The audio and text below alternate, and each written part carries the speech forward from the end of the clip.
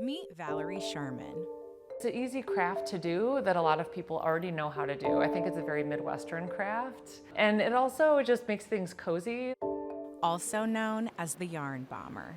Initially, it was just something that I had heard about others doing. I found some websites in Chicago that showed other people doing it in other neighborhoods all around the city. And I was like, I have to do that. I want to do that.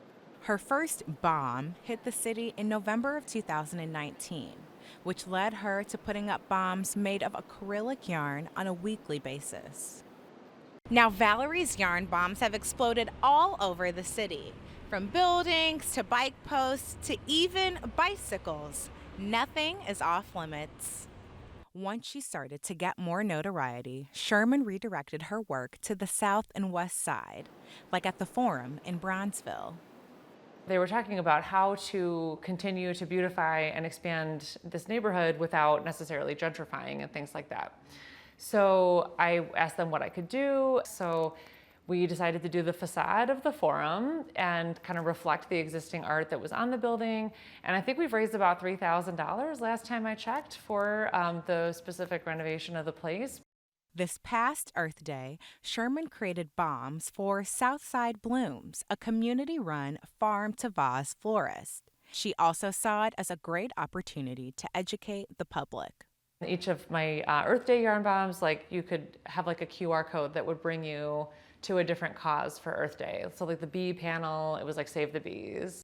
But that isn't the only resource she provides. Sherman also donates any money she makes directly to the community organizations she works with, even though the pieces only last from about 6 months to a year.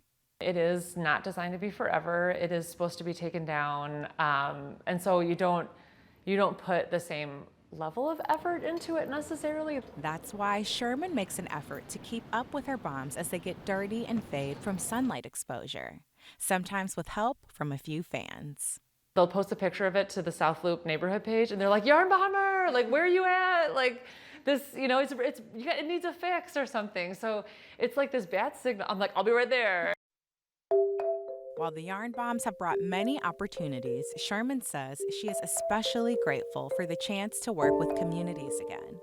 It brings out people in the community who do knit and crochet, who can add a piece to it. This is a way to get involved in a piece of public art that is something you do that you didn't think was art, but it totally is.